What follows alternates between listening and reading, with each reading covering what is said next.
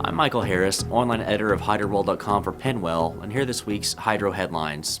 Starting off in India, the National Hydroelectric Power Corporation has begun full commercial operation of its 240 megawatt RWE 2 plant with the full availability of water. Although NHPC synchronized Units 1 and 3 in September and Unit 2 in November, the fourth had not been put into operation until this month. The project includes turbines, generators, and auxiliaries manufactured by Alstom, who said the plant's full startup had been hampered by limited water and difficult terrain. The project is located in the northern Jammu and Kashmir state and uses a downstream water discharge from the 480 megawatt RWE 1.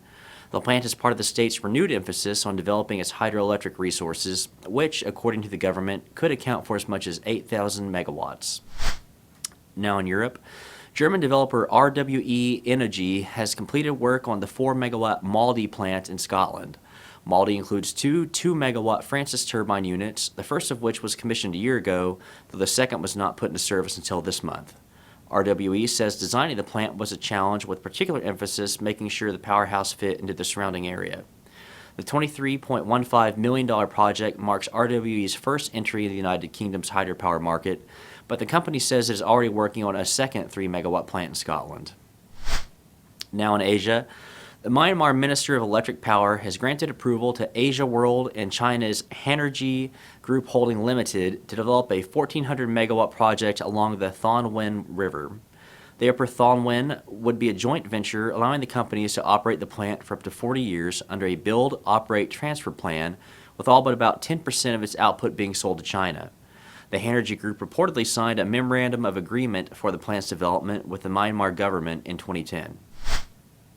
And last, Hydro Review and HRW Hydro Review Worldwide publisher Marla Barnes recently had an opportunity to catch up with Canadian Hydropower Association environmental management specialist Anne-Raphaelle Audouin, who discussed some of the key issues and topics addressed during CHA's recent forum on hydropower. As a newcomer to the industry, give us your perspective about where you see the value of hydro to the country. Yeah. I think in Canada we have a very exciting story to tell, and quite a unique story. More than 60% of the electricity is produced thanks to hydropower. So it's a great news that we're always happy to share with the public in general, and most certainly with our stakeholders. And also it's just the tip of the iceberg, because on top of that, we can, just by refurbishing, as you said, our existing facilities, we can increase our installed capacity. We are just excited about the message, and always excited to share that with all the people in Canada interested in hydropower. And so from a government affairs perspective, what are some of the things that, as you look into the future, that you'll be focusing on and working on as priorities for CHA? Yeah.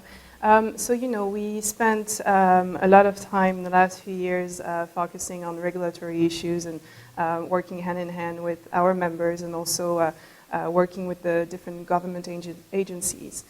So now, looking forward a little bit, we want to focus more on general awareness, education about hydropower, reaching out to the public, and just making sure that our general messages are understood. Excellent. Well, you have a great message to tell. Yeah, we do. We really welcome you to the hydro world, and wish you great success in your new position. Thank you very much. For more information about all the things CHA is doing, visit canadahydro.ca. That's the news for this week. Be sure to connect to our Facebook, LinkedIn, and Twitter feeds for even more ways to interact. Watch for this newscast each and every week, brought to you by Hydro Consulting and Maintenance Services.